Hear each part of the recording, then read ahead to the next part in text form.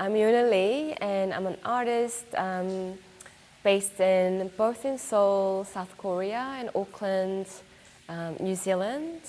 And we're here at Buxton Contemporary in Heritage Gallery.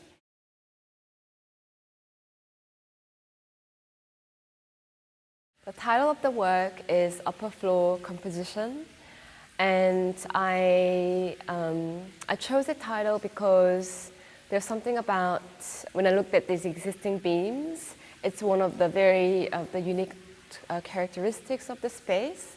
So I wanted to kind of emphasize the structure that's usually ignored or, I guess, disguised by artists or during exhibition making.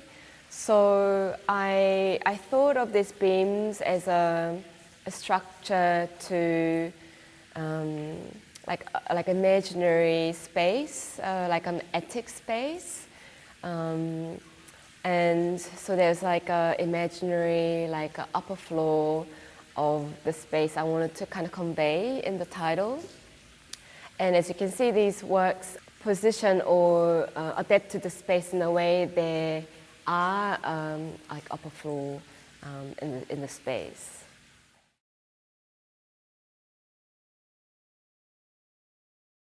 So this, for exhibition, I chose these objects.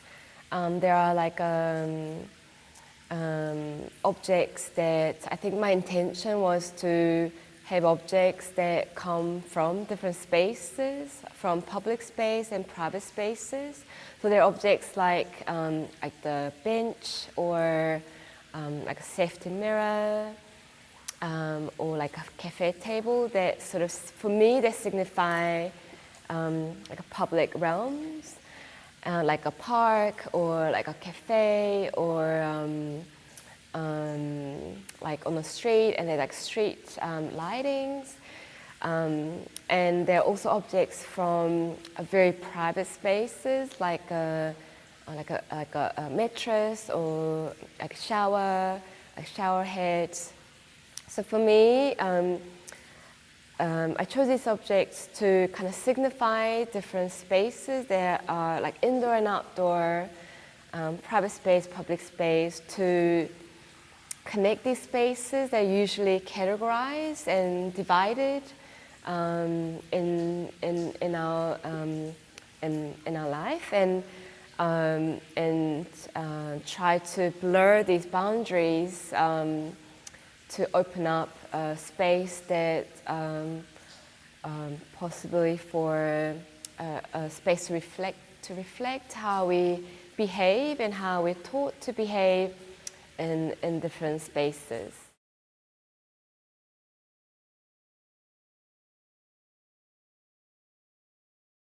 I think one really important aspect I really want to push in this work is to kind of utilize this sort of like air and water and light all in the same exhibition to kind of activate this immaterial qualities of the work. So there's like the shower head running the water through, and a ceiling fan that's subtly activating the air, and different qualities of lights. So there's something about this contrast of the language of like this more like physical, like steel, a strong materials in conversation with these immaterial qualities that's quite strongly present in this exhibition.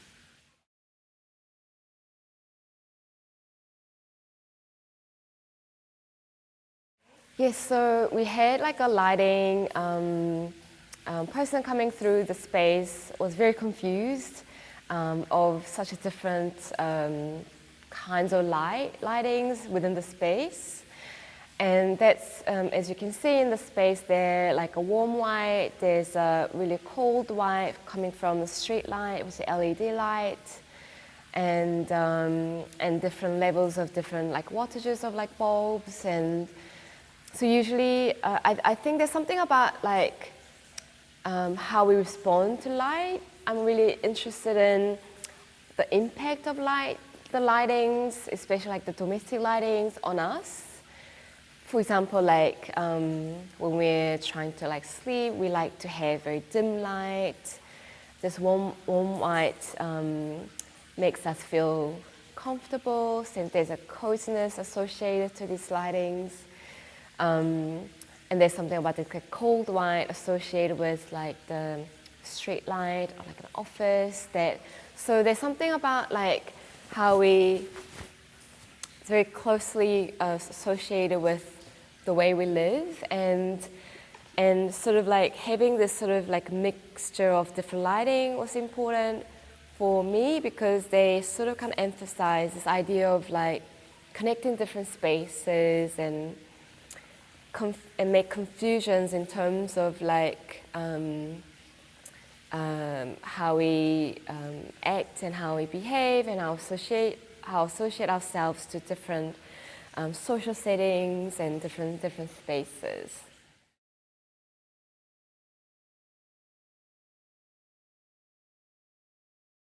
Often my work is more about the audience themselves, and it's about, like when we come to like gallery, there's something about this unspoken rules, how we should behave and how we should, and often there's like a lot of like control around the artwork, like there's like a barrier systems, and not so much in Buxton Contemporary. Sometimes there's like the alarm that goes off when you go too close to like a work of art, and like the work is really about kind of about the audience themselves and their association with different spaces and their behavior in like gallery spaces. And so it was really important for me to like bring these objects that signify different spaces into like a gallery, like a museum, to sort of kind of test those boundaries and like kind of push those ideas.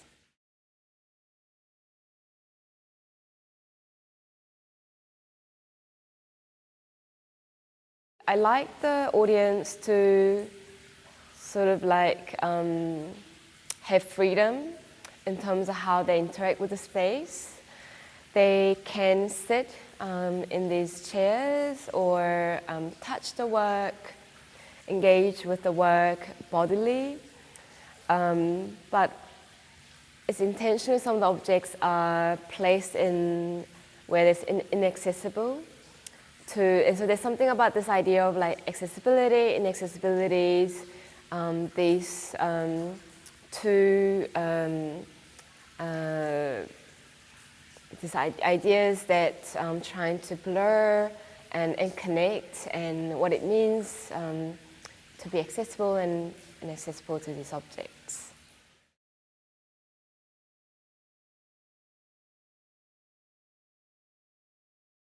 The process of making the work usually starts from experiencing the space the work will be exhibited, and to try to spend as much time as possible.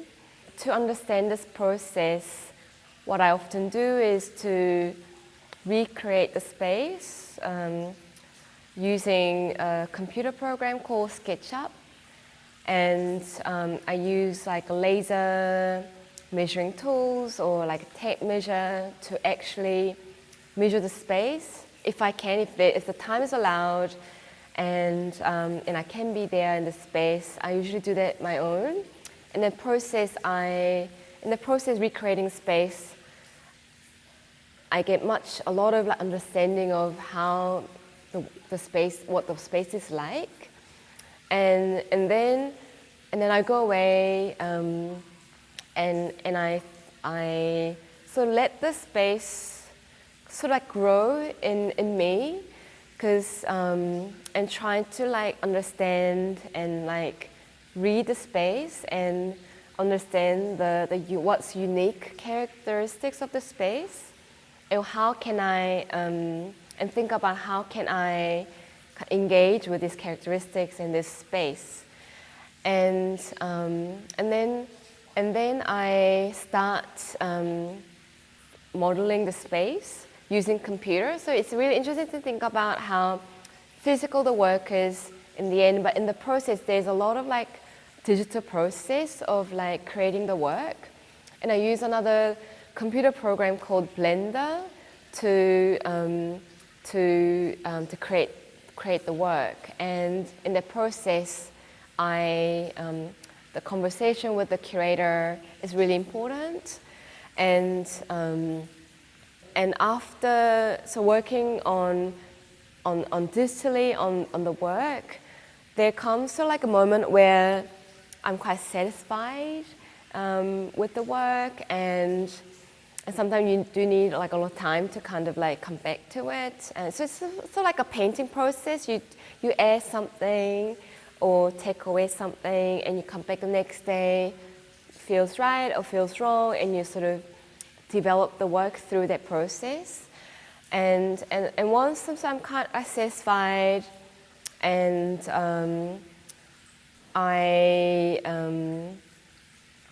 then I work on more like the hands-on, like a drawing these plans, how the work's actually going to join, and what the length of these pipes are, where the bending is, and work on very practical like engineering part of the work.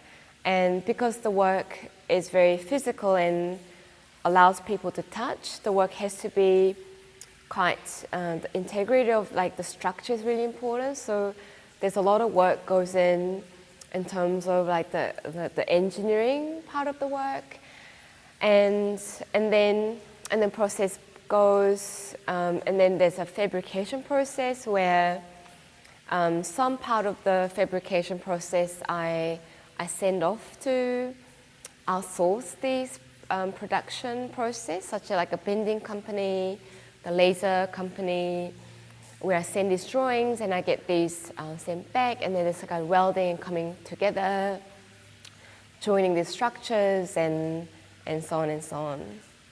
So, and then the work is sort of structured in like a pieces, so that all the like the freight consideration happens quite early on in the making process, and then it's created to the space and unpacked, and then with the help with the install team, we put the structures together in the space. And earlier in my the projects, often I welded on site, but I've developed this sort of like language of like joining system, working on these details much more, so that the pressure of the install is much less now, where we don't really need welding. It's more about bolting together and joining the structures.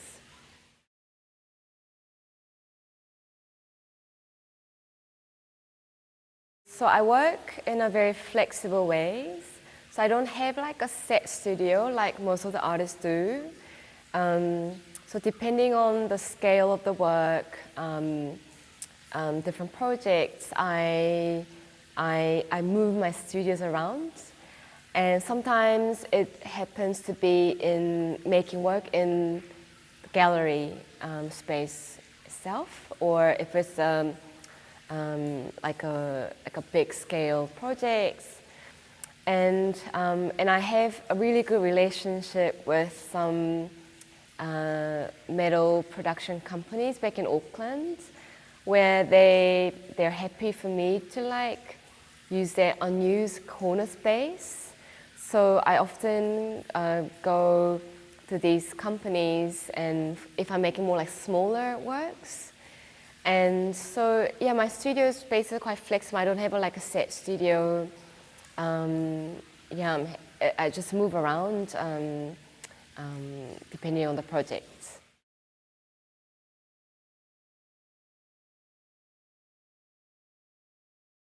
So depending on the scale of the project, sometimes I create like a small team to help me with sort of like bring these elements together. Like sometimes I'll have like a welder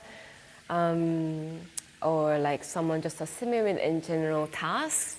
But a lot of work is outsourced, as I mentioned before, like the bending and the cuttings and yeah, but I'm quite heavily involved in the making process myself.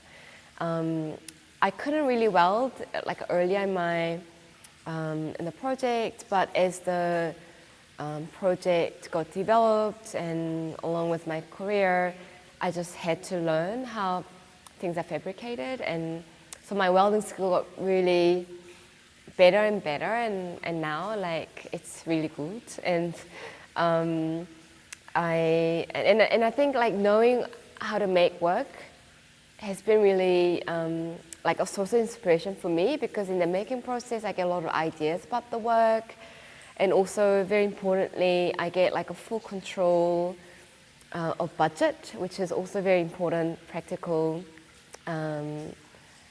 element alongside the freight.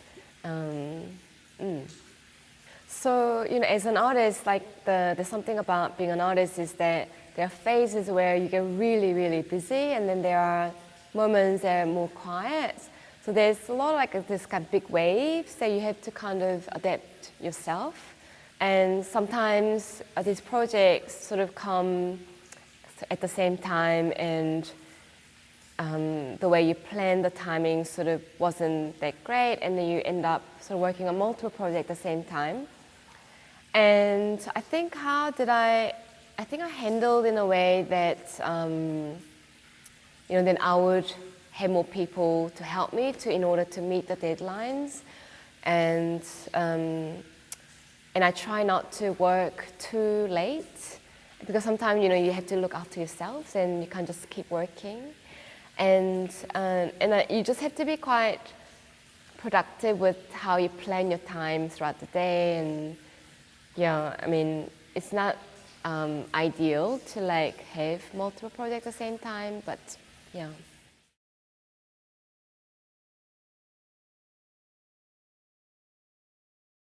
I think, you know, because it's so specific to space, and, you know, I do a lot of preparation, but oftentimes you do miss a few things and things change over time. So you do have to make changes according to those times. But the moment that I know that I'm satisfied or the work is completed is when the space starts, or the environment or the context kind of speak back to the work. Then I know that work is actually working, or it's they have made the right decisions. It's when the work is installed, and then the space is starting to talk back to the work, and there's some really nice conversation going on, which I can't necessarily know before the work is installed.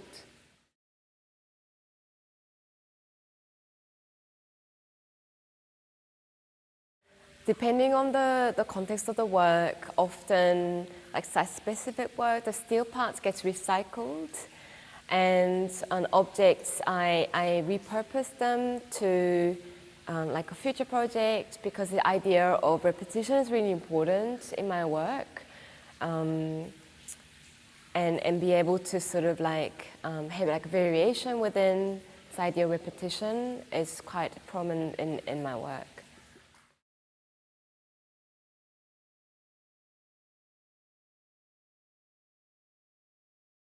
I think I initially wanted to become a cellist, and I think my kind of earlier, all my focus was to be in that trajectory of like going into like music school and a university and going through. But then I think because, you know, like as a performer, like if you're not careful, because you use the same muscle all the time, so you can strain them quite easily. So like towards the end of like, so I kind of like, I got into like music school, everything was prepared.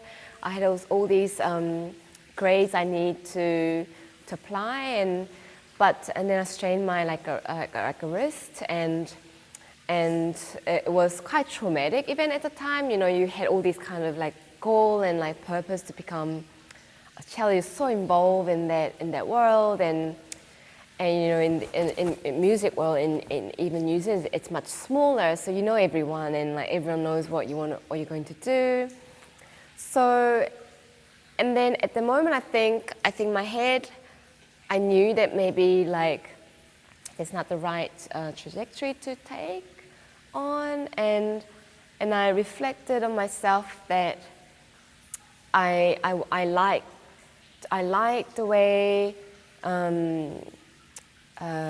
how I express myself through music, but maybe it could be something else that I express myself. And I recall that I always liked like art. It was something more like, you know, I just loved like making or like painting or drawing or something that I'll always do, like without being stressed about, you know, doing something professional about it. So then it was sort of like very improvised decision to just apply for an art school with things that I've just drawn in my free time. So that's how I went to art school, and I really never had an idea of an artist can be a profession where you can, you know, like in my family we don't have any artists, so I don't really have that idea. It sort of just happened naturally, I think. So I went to Elam School of Art in Auckland, in New Zealand, and I think they used to have very discipline-based approach, like teaching. But when I was going through, it was quite interdisciplinary way of like teaching. So it was, you can kind of do whatever you want to. You don't have, there was no such thing as a sculpture department or painting department. There were like lecturers that their art forms are mostly like sculpture or painting. So you can kind of like choose whatever you. I think in the first few years you can kind of like. I think it's very open. You can like do a lot of different things. But as you progress into the years, you could kind of choose what you wanted to do. And I think my inspiration was really to do with the lecturers that I worked with, and they happen to be both like sculptors and they work with space. So yeah, I think my introduction to like materials and space actually were through these lectures at Elam.